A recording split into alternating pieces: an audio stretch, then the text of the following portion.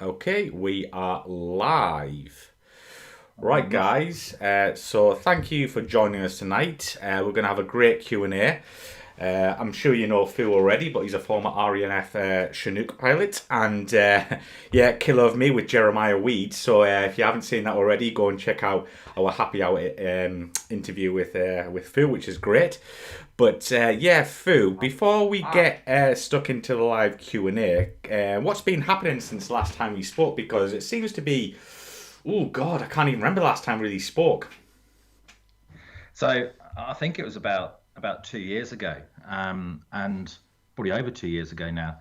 And so I think that if you look around the world, what's been happening? Well, not a lot really. Just a major land war in Europe and increasing tension across the board. So I think for all of us that are involved in the defence industry in one form or another, it's been a very hectic particularly the last 2 years. So I've been very, very busy with supporting a number of defence programs across all three domains really: airspace, maritime, and a bit of land as well. So all four domains. So it's been a really, really busy couple of years. NATO's best salesman, Vladimir Putin, has kept us all relatively busy over the last couple of years. So I think that's pretty much, my consultancy company has been pretty much flat out for the last 2.5 years. So busy, but that obviously comes with its benefits as well. Yeah, absolutely. But guys, get your questions coming in. But me and Phil are going to have a bit of a chat here before we get stuck into the questions. So yeah, Phil, do you still get to fly at all, like in your role as what you're doing at the moment? So I get to fly occasionally. Um, I don't I don't retain any currencies. I don't retain any licenses because it costs a lot of money. And one of the magazines that I'm an editor for, Heliops. The publisher phoned me up and he said, "Oh, you should really go and get yourself current flying helicopters again." And I said, "Oh, okay, I'll go and have a look at it." And then I went and I had a look at it, and the CAA considered me to be a almost an ab initio pilot. So I would have to go and do all the exams. I'd have to go and do I'd have to do a full type rating on a turbine helicopter. And so I was looking at it, I was saying, yeah, sure, I'm going to do it, but it's going to cost you a thick end of 15 grand. Ooh. And then for the occasional trip that I would then have a license to go and fly, I'm not going to be qualified on the aeroplane. As long as it's a lot easier just to put me in the aircraft with an instructor. So the last few aircraft and helicopters I've flown, some of which I've hired, some of which have been through the magazine, you just get airborne with an instructor, and Mm. you don't have to then worry about, is my medical in date? Is my currency in date to do the exercise that I want to do? When was the last time I flew this aircraft? Am I out of currency? So all of that is taken out of the equation, and you get in the aeroplane and you just fly. And Mm. sometimes we lose, as pilots, we lose track of the fact that sometimes it's just fun to go flying. And as an ex-military guy, when you're ordered, when you spend your career flying at times of the day and particularly times of the night where you probably wouldn't choose to go flying, actually being able to say, what, if I fly again, I'm going to fly that aeroplane, I'm going to fly on that day, and if the weather's nice, brilliant. If the weather's rubbish, I'll just do something else that day. So it's an odd somebody who grew up desperately wanting to fly. That's all I wanted to do is from the age of 5 or 6, not flying and then having flown day to day for years, not flying anymore. I've kind of scratched the itch to a degree, not fully, just a little bit. Right, I get you. But yeah, for the guys and gals who are joining us tonight, can you give us a bit of an overview of your RAF career so the guys can get their questions coming in on the side for you? Yeah, sure. So obviously, Chinook pilot. It's the clues in the title.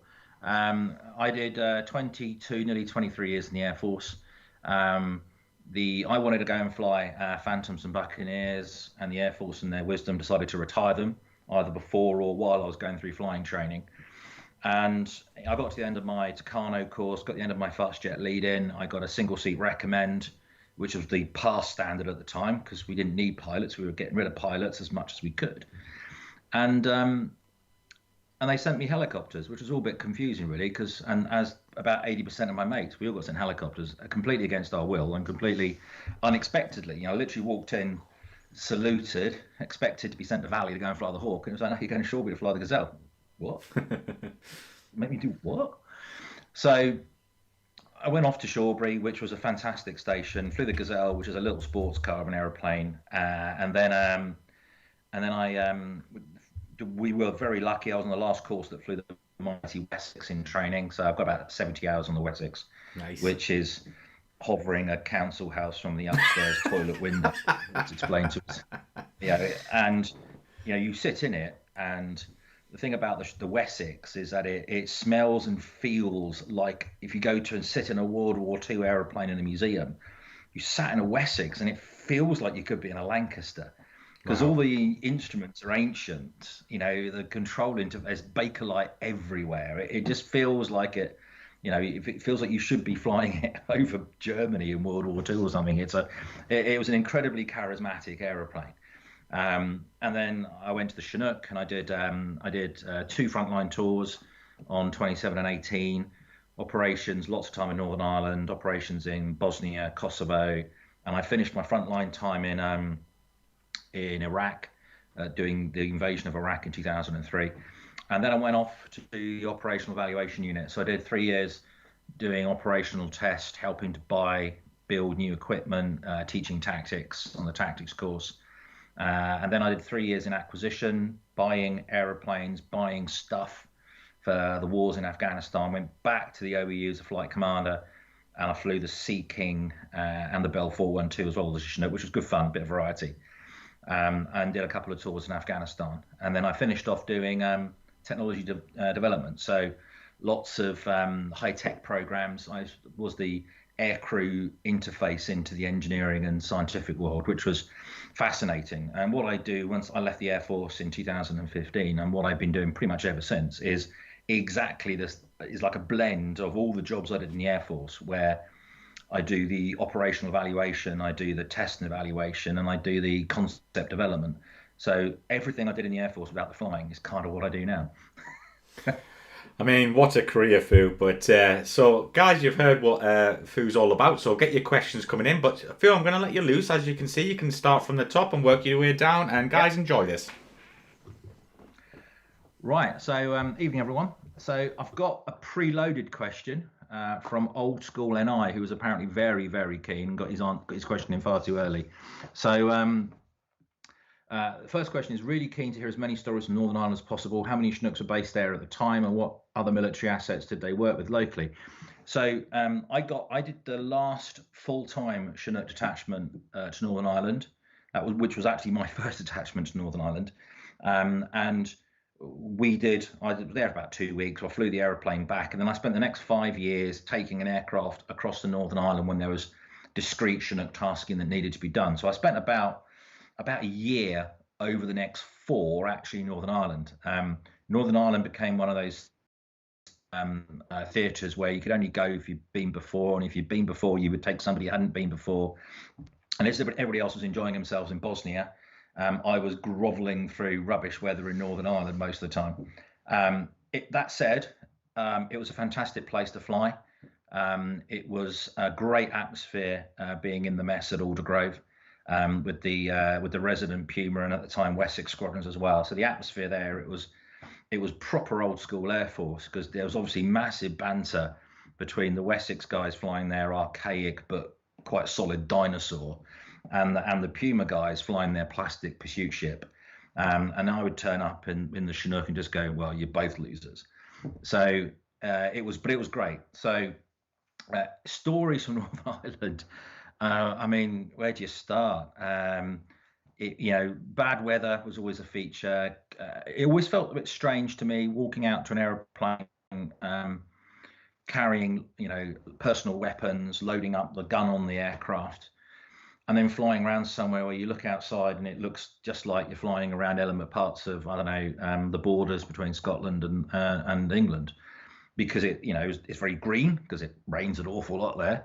There's some hills that are very sparse, and there's little things like the red phone boxes and everything else. So you feel like you're flying in parts of Northern England, but you've got a loaded gun out the side, you're carrying loaded weapons, and you've had an imp brief that said there's a active service unit out there trying to shoot you. So that was always the strangest things about operating there. In terms of the numbers of aircraft we had there, typically we'd have one or two. Occasionally there would be a surge. So if there was a suggestion that that particular marching season or drum cree or something was going to be a particularly tasty one, there would be more aircraft sent. But typically one or two, and we would do a lot of framework tasking.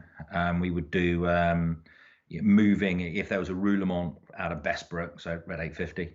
If there was a roulement from the resident infantry company, we would end up, the Hercules would land at Aldergrove, and we would shuttle the troops that are going in and then bringing back the troops that are coming out.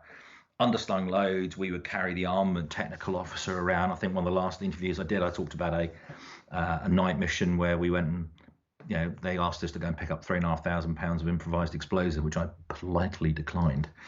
So there was lots and lots of stuff there, and we worked with everybody.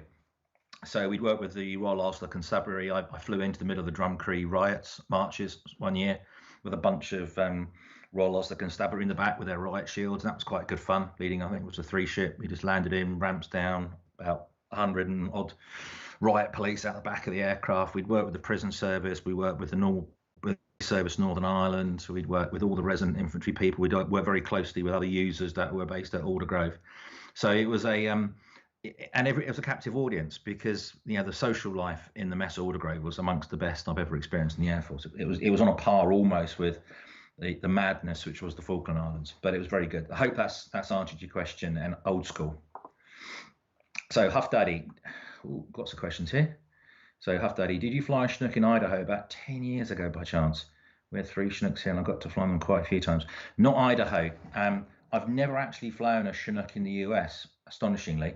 I got to the border once. I was in 2001. I was flying in Operation Exercise Medman at Bathurst in Canada, and we flew in the Rockies and we flew right way down to the US border, but never actually crossed it. So I'm afraid that wasn't me, but I hope you had a great time. Charlie, when after doing OASC and starting officer training, how would you know about what your role would be in the RAF in the future? A little bit like I said in the beginning. You do OASC. Hopefully you get selected as to do the role, the job that you've asked to do. Officer training is the same. Well, it wasn't my idea anyway. I mean, they may have changed it. I mean, I did officer training in 1992.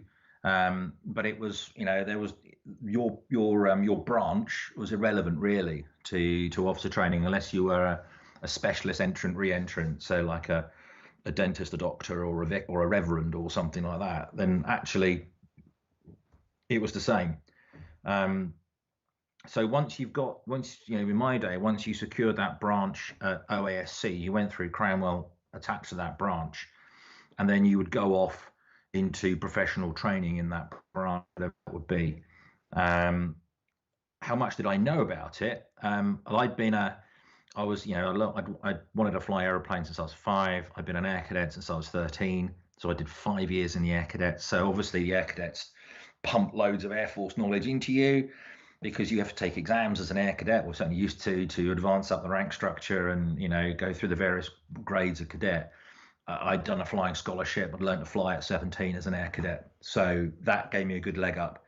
And then I spent 3 years in the best flying club on the planet, which is the University of London Air Squadron, flying Bulldogs as a direct entrant pilot.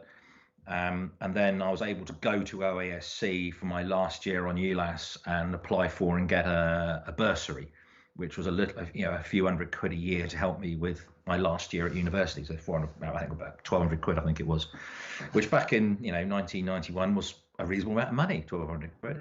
So it made my last year at university much more comfortable. So I knew my last year, once I'd secured that bursary, I knew that I was joining the Air Force. I knew that I was joining the Air Force as a pilot. In terms of what happened next, that's completely in the lap of the gods. And as we've touched on a couple of earlier interviews, service need comes first. So you go where the service needs you to go. So for my case, as I said earlier on, I walked in expecting to go fast jets and fly Valley. I got sent helicopters. That was the service need at the time. About 2 years later, I took a Wessex back to Linton for a graduation, and the pendulum had gone completely the other way. And if you could breathe on a mirror and create mist, you went to valley, because they were suddenly short of everybody going through valley. So there was that, its service need comes first. So, people 2 years after me wanted to go helicopters were sent jets. Go figure. That's the military. That's the Air Force. Can't take a joke and join one. Right. Hope that's answered your question. Right. I heard the Chinook flies more like a plane when she's fast. Is that right? Yeah. So above 40 knots, the aircraft flies pretty much like a fixed wing. So I would always try and fly the aircraft. You fly the aircraft almost cyclically above 40 knots, and it hasn't got a floppy stick like a lot of helicopters have got. So rather than have to keep the stick input in to generate the blank in the Chinook, you roll it in, select the angle of bank, and centralize. So it flies a lot like a fixed wing. So it's a very, it is, I think, all the helicopters I've flown, still about the easiest helicopter I've ever flown. It's astonishingly stable in the hover. It just does everything you need it to do.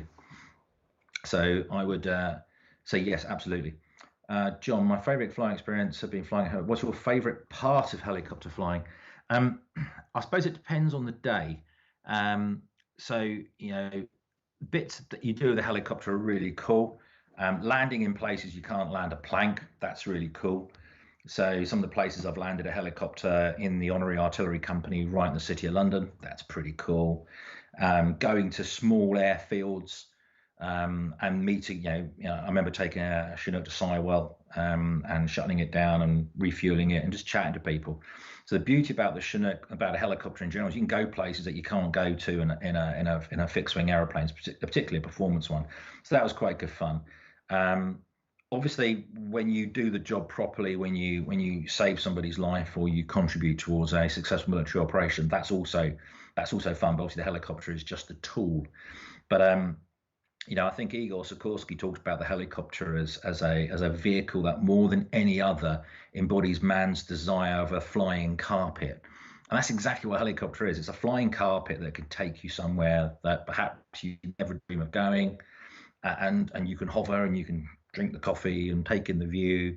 And if you want to, you can just land on and shut down and take a walk around. So I think that's the sort of essence of helicopter flying is treating it as that magic carpet to take you places. Former Herrick JTAC here. Hi, and I hope you are better cycling through cancer. Former Herrick JTAC here, Widow 34. We already spoke to you guys on UHF. Obviously, Ugly did. Yeah, they did. Did you listen to Widow for SA? So you will recall that the net was very busy. We would obviously we would hope that Ugly would do most of that work with you, most of that liaison with you. We would have a number of nets cracked. So depending on where you sat in the aircraft, whether your left-hand seat, right-hand seat, would depend what net you had cracked, what you were listening to. We had on a Herrick TES aeroplane, thinking about it, we had 2, 4, 5, 6, I'm going to say 6 radios, maybe 7. And there's only 4 of you on the aeroplane, of which one of you's prime responsibility is manning the starboard gun, and the other one is supporting people down the back. There's lots of radios to monitor. So I would often crack the Widow frequency just so I could actually have some SA. And the thing about SA is you have to also realize when you're saturated and when I can't listen to anymore is not be afraid to turn the radio off. And you're then trusting that the Ugly call sign is gonna say, hey guys, you need to know this. Are you monitoring? No, we're not. Turn it up. This is for you. Right, great. That's kind of how it works. Hopefully that makes some sense to you. Eric, what's the relationship between pilots and loadmasters like? Were there barriers due to rank? So I think that I think it's very much dependent on who you talk to. Every crew, every captain would do it potentially a little bit differently. My policy was really straightforward, which was I had no ranks once we stepped onto the aircraft. So once we got up the ramp of the aircraft, once we're all on the aircraft, it's now nicknames or first names, because I haven't got time for the sir bullshit. And for a start, when somebody says sir, and you could have, it's an occasion where you could have a sergeant crewman, and you could have 2 officers at the front, you could have an officer as the other crewman. Who does he mean? It's not clear if he just says sir. well, which one of the three of us are you talking to? I don't understand. So it for nothing else than that very practical reason, for me, ranks made no sense on the aircraft. And what I didn't want to have people to do is have to think about who they were talking to. I wanted to be absolutely clear, because the radios is, just answering the question from Widow. Radios in a high intensity situation can be really, really busy. And what you sometimes need is somebody to say, "Oi, foo," on the radio. Right, okay, I'm listening to you now on the intercom. Right, what's up? Yeah, up, back 5, or whatever that, because it could be really critical to the safety of the aircraft. So me personally, I had no rank on the aircraft. I would expect people to, when they're walking around the station, to call me sir, pay compliments, because that's essential to military good order and discipline. And so I would have no problem if somebody been calling me foo all day in the back of the aeroplane. If I'm walking back to the mess and they walk past me and they don't salute me, I'll give them a bollocking, because the point is, you cannot. We're both wearing the rank. There are other people around that rely upon the rank structure for the chain of command to be effective. So for me, that's how I played it. Other people I know played it differently, but that was my play. Charlie, what was your favourite moment, period of time in the RAF? Really interesting. Such a long career, so many interesting things. I really enjoyed my time on the Operational Evaluation Unit, developing technologies, teaching tactics, going to some interesting places, meeting some very, very interesting people. That was really, really good. I think the top of my game as a pilot was probably around the period of Telic 1 in 2003. I've been flying the aeroplane uninterrupted for 6 years. That was probably the best pilot I ever was on the aircraft, was in 2003. My capacity, my situational awareness continued to improve, and I would do more. I would maintain standards with far less flying on the OEU than I did on the front line. But if you asked me to go back and say, when were you at your absolute peak, it would have been 2003, landing on aircraft carriers at night, wearing AR5 in the Northern Arabian Gulf, carriers lit, unlit, flying 50 foot over the desert at night in AR5, just bonkers stuff. Because that was, I was at the peak of my game. And I think the favourite moment, somewhat maudlin, was actually the day I got home after my last working day, because I'd survived it. My marriage had survived it, and I'd seen a heck of a lot of marriages didn't survive 20 plus years in the Air Force.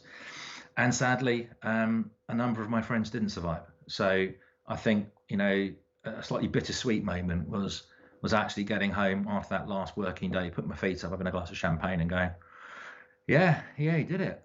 Well done. Gas Peel, did you make any landings in water? Was it a safe maneuver? I personally didn't make any real landings in water, because it was something the engineers absolutely hated us doing. Yeah, because obviously the water gets everywhere. Even though the aircraft is designed to be landed in water, the water still goes everywhere. You have to do a whole load of post-flight drying out and maintenance checks that otherwise they don't need to do.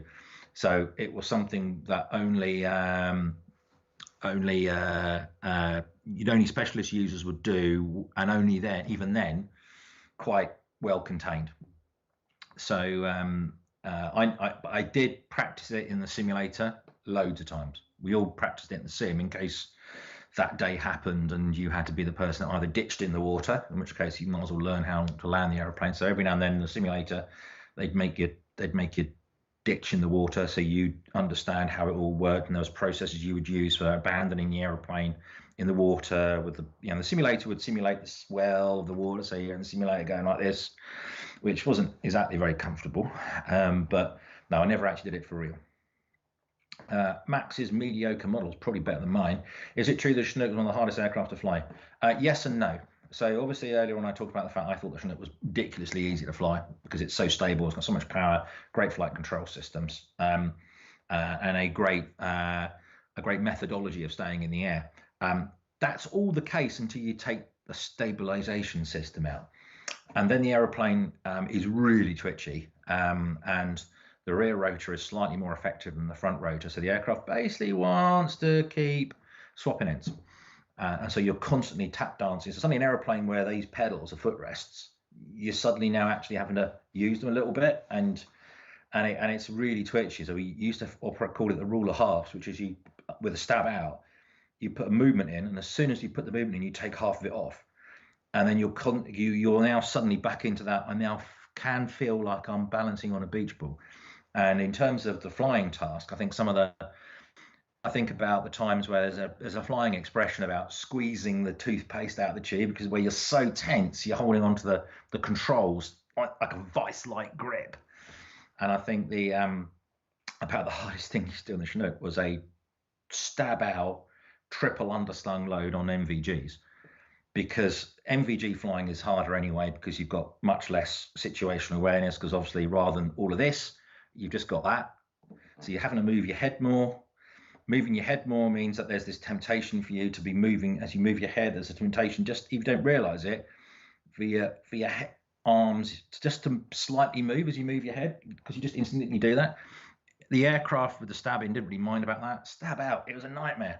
So that was pretty difficult, but most of the day, pretty easy.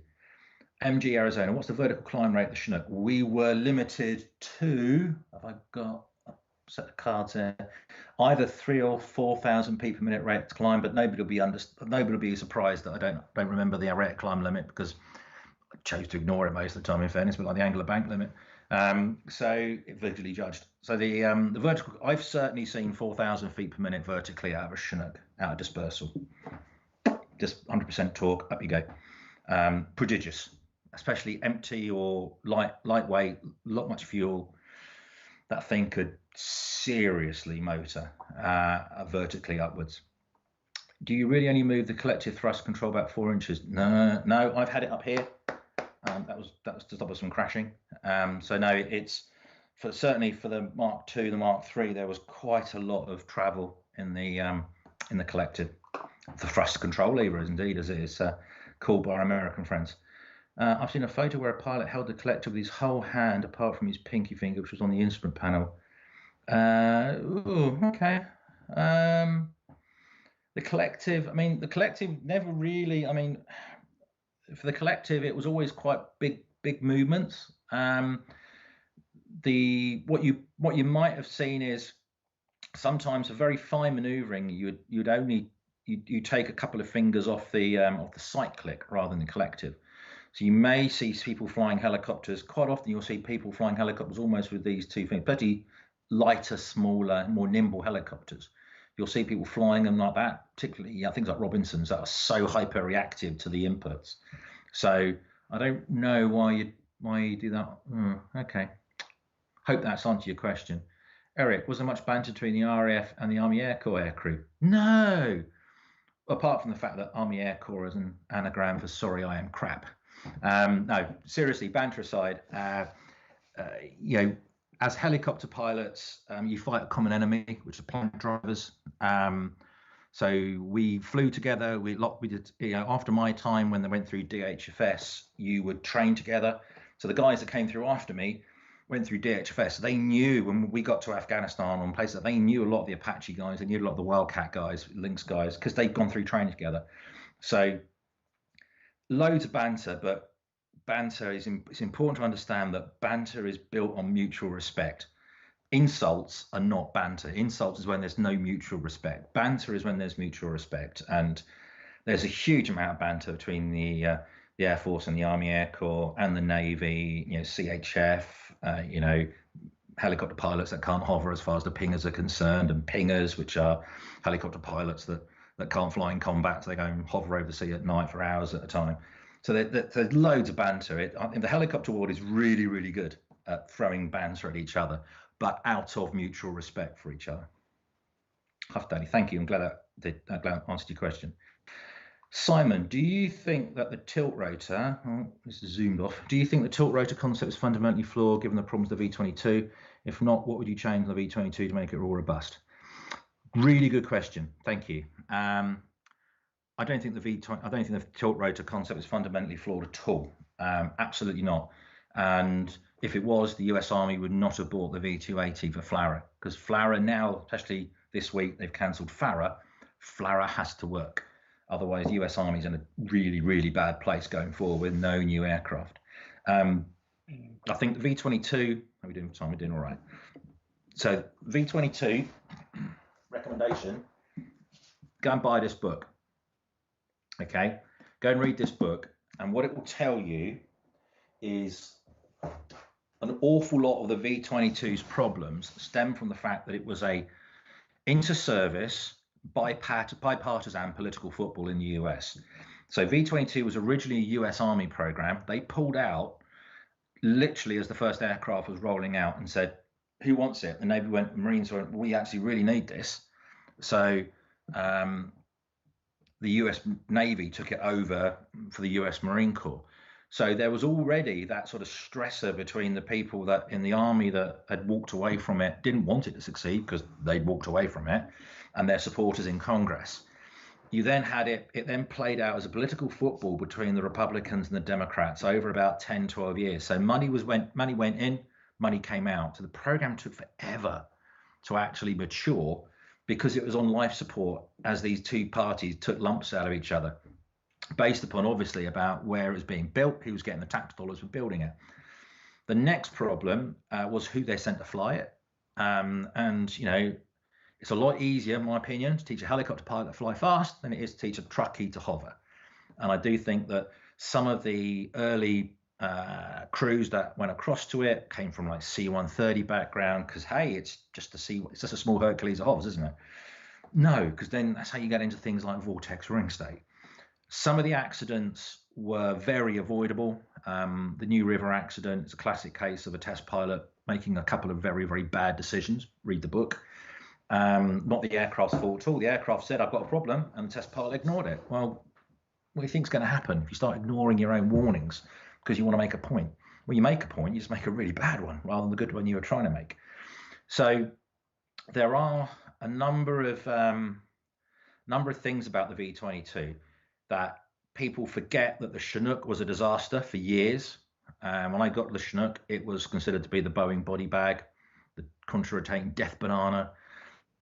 Black Hawk, when it first came into service in the first 2 or 3 years, the Army had loads of crashes. There were issues with the stabilator at the back of the Black Hawk. But then there was no social media. There was no 24 hours news networks. There was no aggressively bipartisan politics, all of which we live in today. So the V-22 has suffered immensely from that. So I don't think the concept at all is fundamentally flawed. And in fact, go and have a look at the combat report, the two US Air Force CV-22s that got really badly shot up in Africa and basically flew back with about 200 bullet holes in them. They got back because they were a V-22. They got out of that because they were a V-22. So what would I change to make it more robust? I think the thing the V-22s lacked is forward-firing weapons. I would put the chin turret that was supposed to be part of it back onto it if I could. That's probably what I would do. And I would have I would change some of the TTPs, the tactics, techniques, and procedures that V-22 crews use. But that's not in my gift to do. But I don't think the V-22 is fundamentally flawed. Eric, did you ever do any fly pass or passing out praises? No, I did one at Cranwell, but I didn't do one at Swinderby, sadly. What could be better engineered in the Chinook? Another great question. You're coming up with some good ones tonight. Gash pie or gash pull. What could be better engineered? Well, the US Army just this week said they want to spend some money on the transmission system of the aircraft. So for me, lots of stuff in the Chinook has got better and better and better over the years. The cockpit, digital, comms, defensive aids, weapons, sensors, turrets, loads of good stuff. The engines have got incrementally more powerful. You know, the Dash 714 engine has a lot more horsepower than the Dash 712 I started flying the aircraft with. What really hasn't changed are two things: electrical system and the transmission system. So what I would do is more generators, put bigger power generators on, put the third generator into the aircraft, which I think is already underway. But electrical power was always the aircraft's Achilles heel when I was trying to put new kit on it. Every time I put a new bit of kit on the aircraft, we had that, I don't know if you remember from Apollo 13, where they're trying to reboot the command module and they're looking around a coffee pot and they're wondering about the amps and everything. Well, that's what it was like. We were literally going, well, if I turn to turn that bit of kit on, I've got to turn that bit of kit off first, turn that bit of kit on, that bit of kit off, then I can turn this bit of kit back on, because you're trying to manage the peak loads to the electrical system. So electrical system upgrade, and then a better transmission system, so we could get potentially even bigger, more powerful engines onto the aircraft. Cruising for Mermaids, great name. The RAF training system is a complete mess. No argument from me. What I would be very cautious of doing is where you point that finger. The current training system was designed and paid for and spec'd at a point of historic low need in 2010, when we just cut Harrier, we cut Nimrod, we were reducing, we were going to be buying 24 new Chinooks, we only bought 14.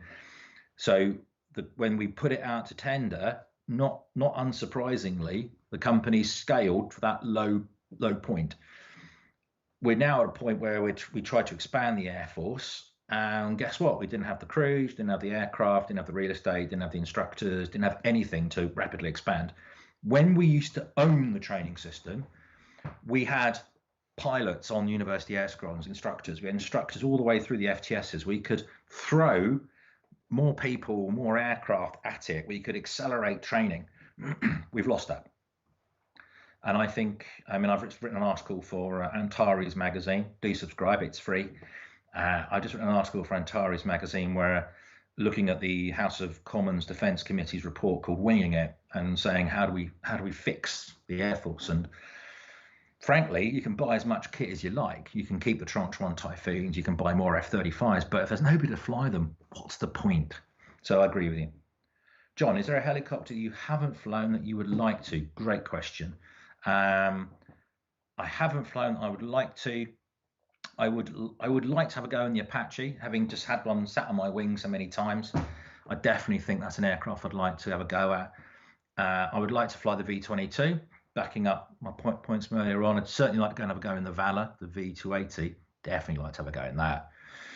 So one of those three would be nice. And I suppose for old school thrills, I'd quite like to have a go on an Mi-24, a Hind. Having spent years teaching tactics to fight against the Hind and simulating a Hind, when we were teaching air combat, helo versus helo, on the tactics course, we would simulate being a Hind. So I think that would be I would quite like to have a go at Hind, if I'm honest with you. What aircraft should you replace the Puma in the future? Oh, brilliant. The answer is Black Hawk. What's the question? It really is. NMH, the new medium helicopter competition program, it really should only be an interim capability. We've mentioned already name check V-280. So the US Army are going to replace a significant chunk of their Black Hawks with this 280. It's going to be flying over 300 knots medium helicopter, the V-280. Europe's looking at a program called Next Generation Rotorcraft, which is blending into Next Generation Medium Helicopter, NGMH, via the European Next Generation Rotorcraft EGNR technology study. And I'm part of a lot of that work with NATO as part of the Next Generation Rotorcraft sort of group. So whatever we buy now to replace Puma should just be an interim until we work out what we need, whether we're going to go the American route, 300 knots, V-280, whether we're going to go the European route, probably about 220, 230 knots, a bit more modest in terms of range, a bit more conventional helicopter rather than tilt-rotor.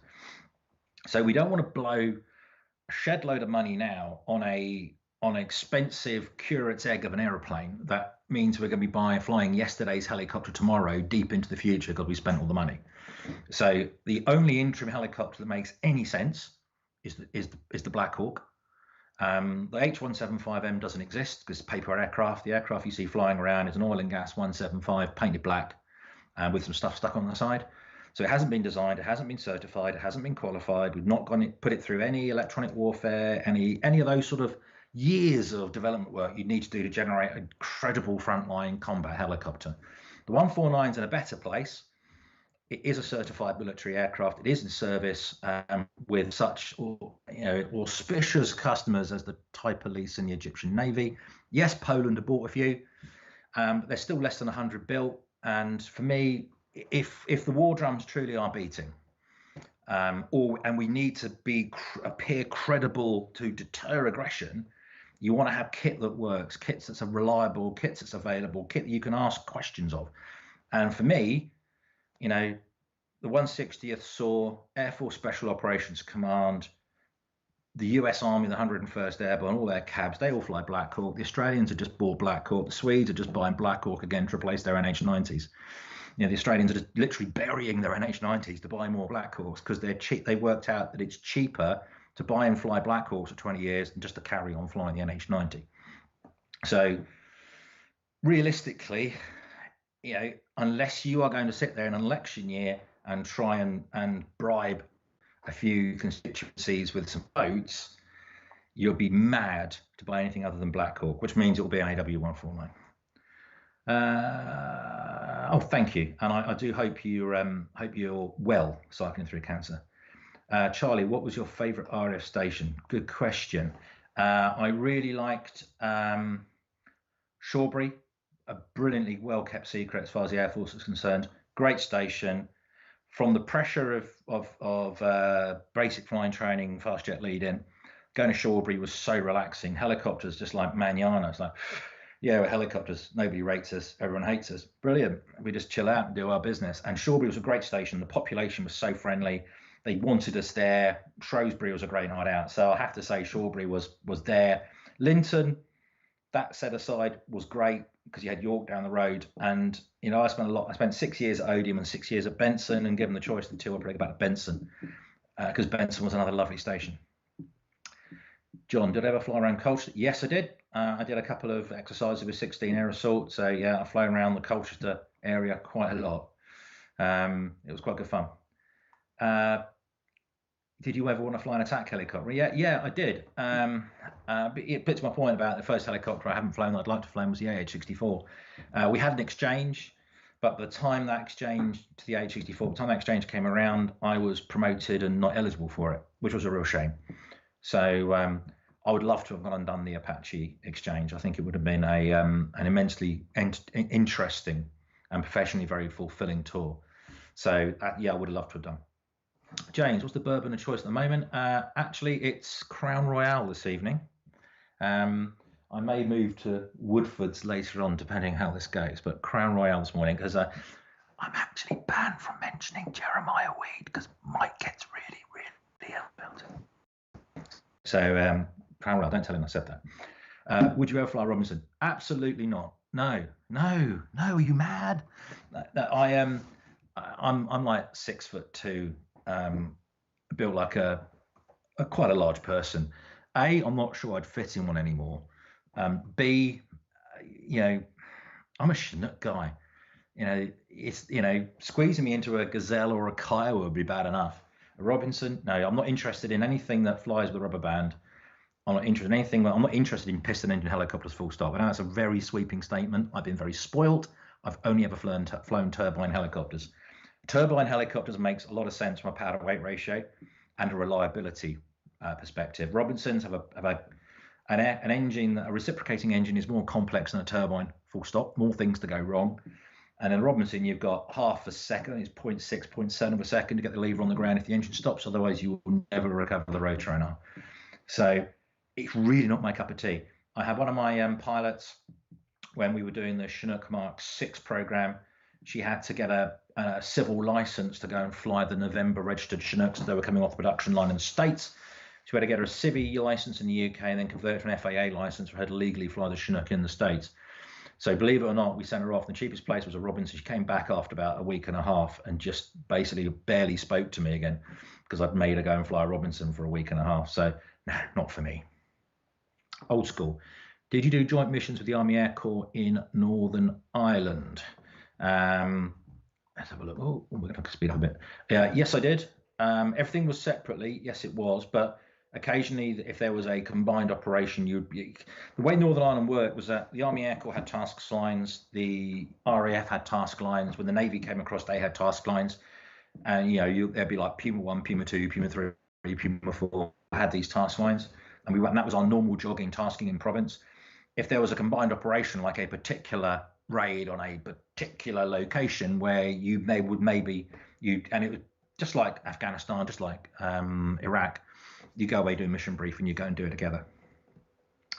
Maybe it's too sensitive topic, but did you see the recent documentary on Chinook crash that seemed So, where are we? Gary Dat. David is a superb researcher. He just understands it. Read all of his books, in fact, and you'll be horrified at the parlous state of UK airworthiness. I don't think that the Mark II.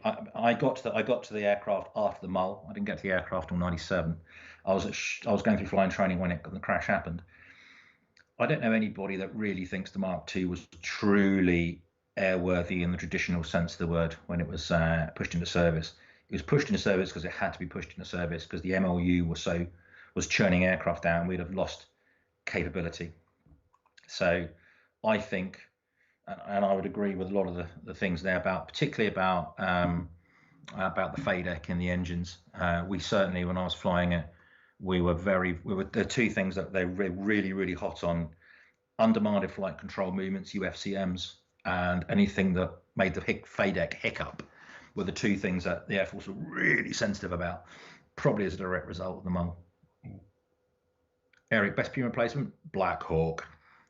As more training is, Jack is smiling. Oh, good. As more training is moved to the virtual environment, does it still need to be a seat time? Yes, there is. There's an argument about skin in the game. It's very easy if you haven't got skin in the game, as well as the physiological pressure of flying. You may say, oh yeah, a helicopter, you don't pull 6G. Well, no, you don't. But there's still temperature, there's light, there's vibration, there's noise, there's cumulative fatigue. You still have to be able to work through all of those. And in the simulator, if you crash into the ground, you go reset it, and the aircraft you don't. So it's the important element of having skin in the game. So I think our biggest challenge here is the fact that I don't think our junior pilots are flying enough. I simply don't. In order to get themselves that position as quickly as possible, where they build that seat of the pants, and that seat of the pants translates to, I call it spidey sense, which is where you think, oh, hang on, nothing is obviously wrong, but something feels wrong, and that could be anything. That could be a noise. And I've scrubbed a sortie on startup because my crew down the back, very experienced crew, just said something's not right here. There's a noise. I can't pin it down, but it's just not right. Listen to me. I went, shut down.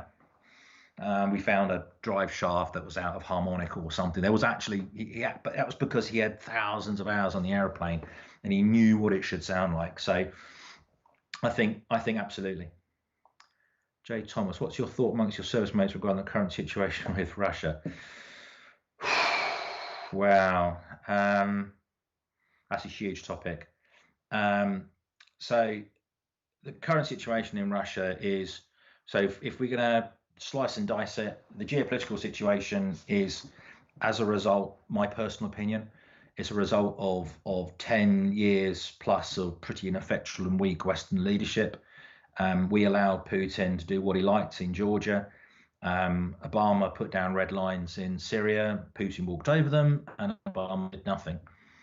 He went into Ukraine. He went to Crimea. Nothing happened. So I think we are where we are because Putin's not going to stop pushing until somebody pushes back at him. And we've had weak and ineffectual Western leadership for at least a decade. 15 years probably, if you look at some of those dates. So that's a problem. If you look at how the Russians are performing, I think they got caught up in a wave of hubris. I think they thought it was going to be an easy win.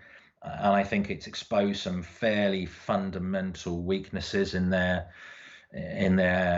tactics, techniques, and procedures, in the way they go about battle, in the way of a number of things. So I think there's always a risk that you build up your enemy to be 10-foot tall, because it really helps when you're trying to negotiate defense contracts and defense budgets. But I do think that what you're seeing now is you're seeing doubling down in the part of the Russians. You're seeing a ominous intent to put their economy onto a war footing, which means they're not likely to just back down quickly now. And to do that, the Russian people have a Faustian pact with their leadership, which is protect us and make us feel good about ourselves. Well, he's kind of doing neither at the moment, so he's going to have to do something. So I think that's probably without going into a full 4 hours discussion of where we are. I think that's an interesting.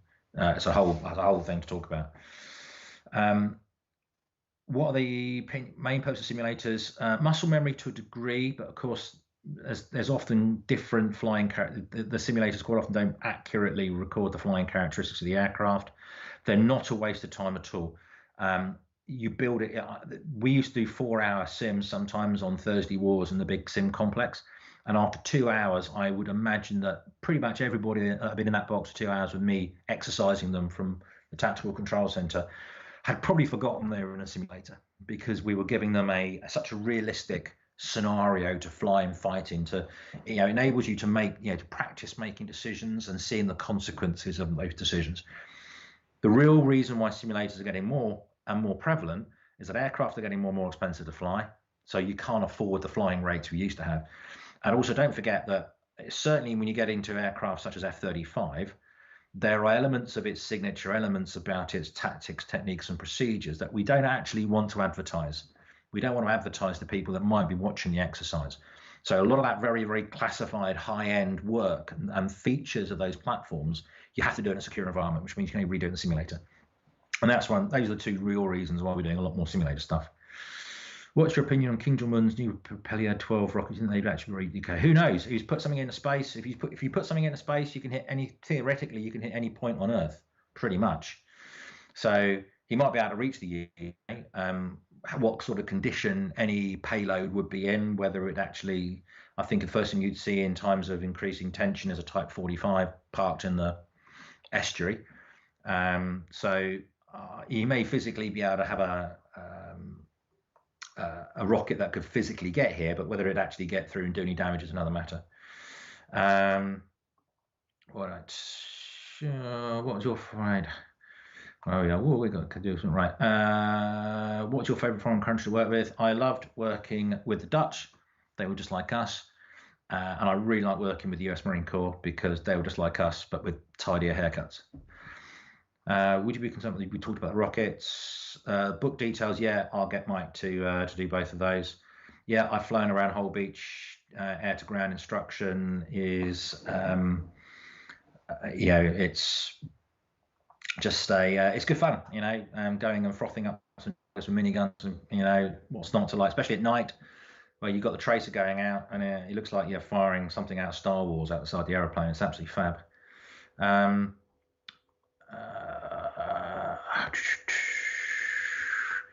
Station over in the late 80s, have the cabs changed much since then? Yeah.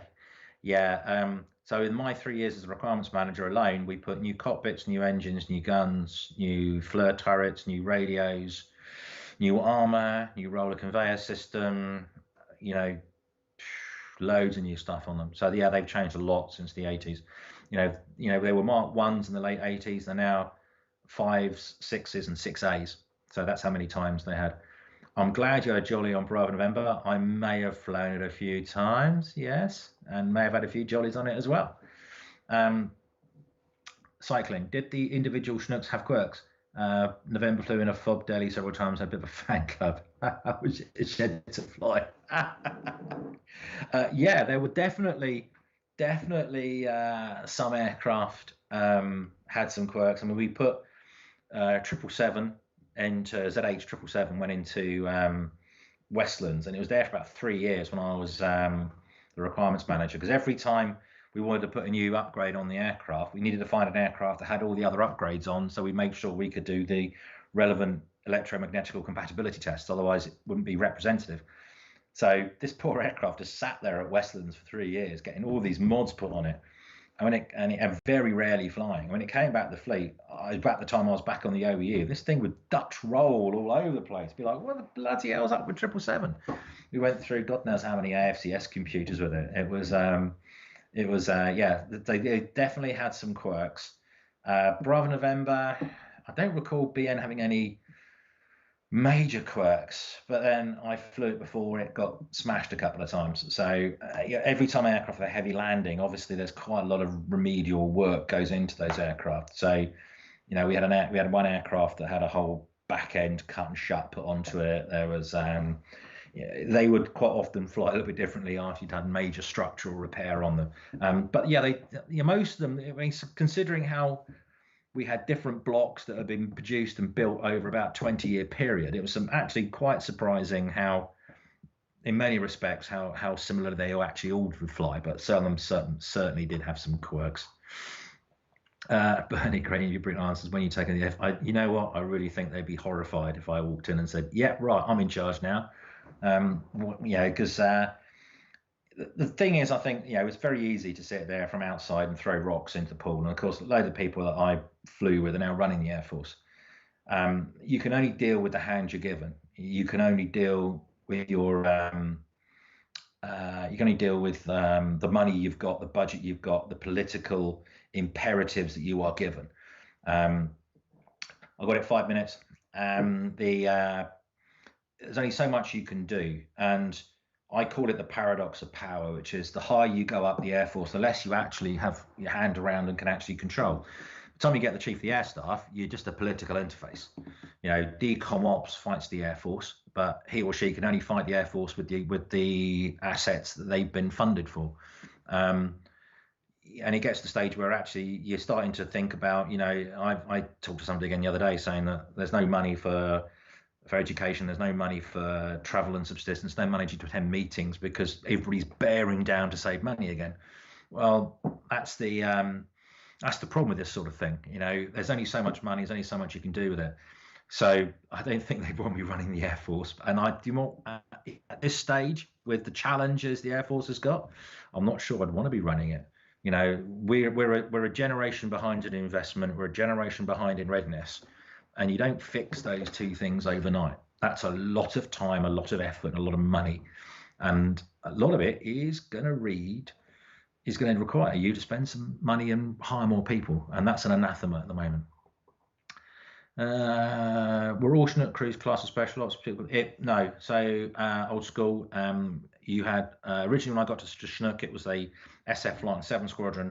Then 7 Squadron got broken out, became a full squadron itself. So those crews would be taken away. They would receive all sorts of specialist training. They would be then declared ready for ops in that particular role set, and they would get loads of hours thrown at them to go and do the relatively narrow skill set that they would do, and they were going to do it very well, and mostly at night. You talk about Bob Burke, Tony, Dr. Death, as he was known. Bob Burke, he was a character. He was just seeing out his time when I arrived, so I never actually flew with him, but boy, he was a character in Happy Hour. Old school, thanks for the comments on Northern Ireland. There is a good book on the history of our Army Air Corps, nothing from the RAF or the Navy. Any good books, when you could write one? There's this one, which I don't know if you've seen. That's pretty good. I'll hold it there for a few seconds. You can make notes if you need to.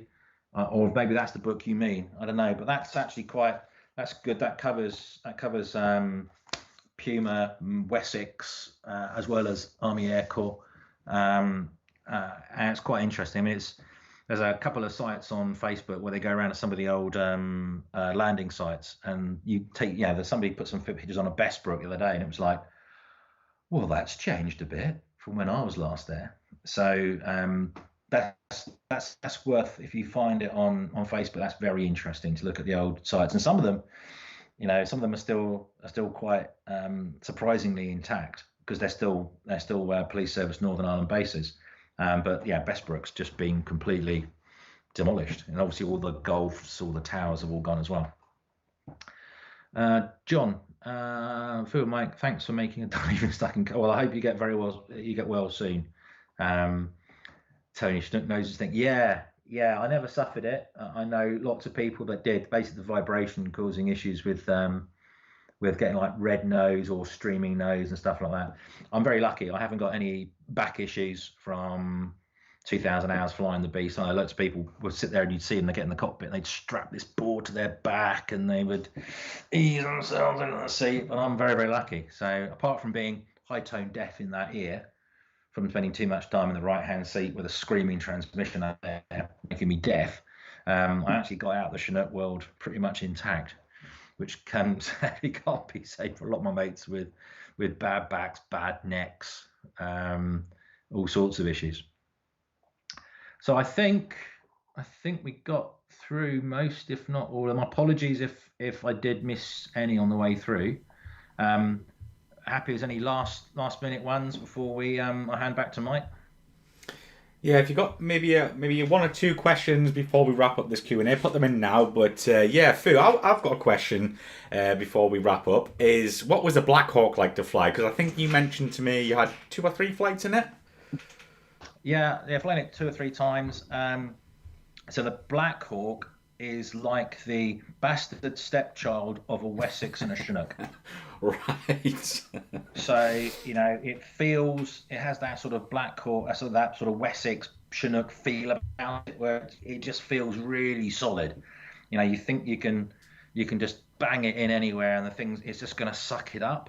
The Puma feels very delicate.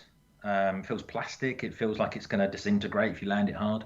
That's grotesquely unfair, but that's what it feels like. Whereas the Black Hawk feels like a pickup truck with a rotor system on it. It just feels that solid. And the first time I flew it, it was at night. I was evaluating a helmet-mounted display system, and I'm doing 0 speeds landings into a clearing at night in the States in a rainstorm in an experimental helmet, and I'm doing it without any problems at all, because the Black Hawk is just a doddle to fly.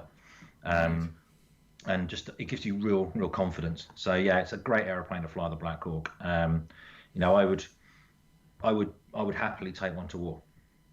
Good stuff. Happily. So I think there's a couple of comments, maybe one or two questions there. If you just want to answer them, Fu, and then we'll wrap up this brilliant Q&A. Yes. I'll do these last couple then. I grew up watching Chinooks out of Aldergrove, so some special memories. Thank you, thank you, Old School NI. Great experience in Northern Ireland. What was having bricks and shinty sticks thrown at you and the drum crew marches never leaves you. Great fun. Tony, did you display the Chinook? No. There was a opportunity. The question was raised when I was on the OEU to display the Chinook, but my boss said I was far too busy, which was a real shame. And I did do one display. I did a roll demo at Eastbourne Air Show years ago, probably back in about 2006, 2005, 2006. I did a roll demo at Eastbourne, which basically consisted of some fly past and wing overs and some hovering, I think. Glad you enjoyed, and thank you for your questions as well. And Liz, I'm glad you enjoyed. But the last question then, is there a Chinook anywhere we're allowed to look in as public? So last time I remember, there's a cockpit section that's not actually an RAF Chinook, but it's made to look like one at the RAF Museum at Hendon.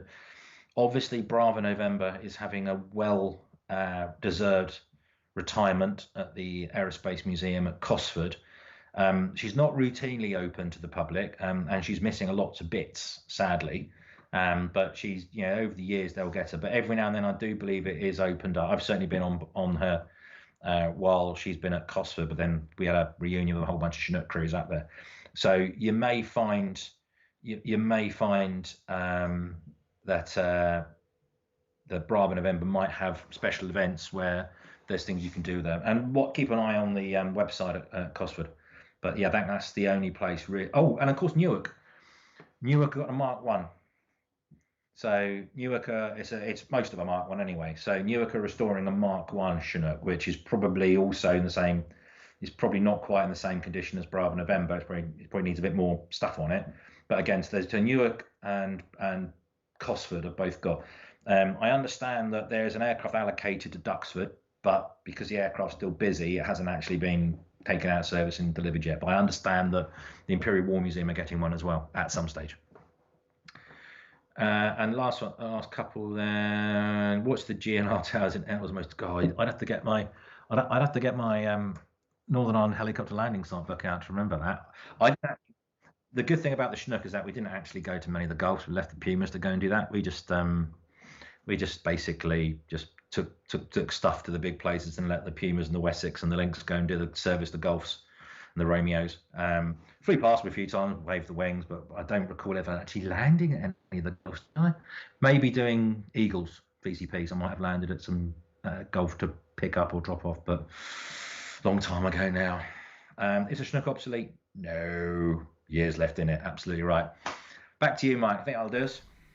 Right. Well, I mean, what a brilliant Q&A and a great way to end there. So, no, it's not obsolete. It's still got plenty of life left in it. But, yeah, thank you, everyone who joined us tonight for this brilliant Q&A and putting in your questions. But, yeah, Fu, thank you very much. It's a pleasure as always. Always a great guest. And, yeah, enjoy your whiskey, mate. Will do. I might have to switch to red wine later on. Right, thanks, everyone. And I'm sure we'll see you again. Okay, take care, everyone. Thank you very much for your questions. Much appreciated. Cheers.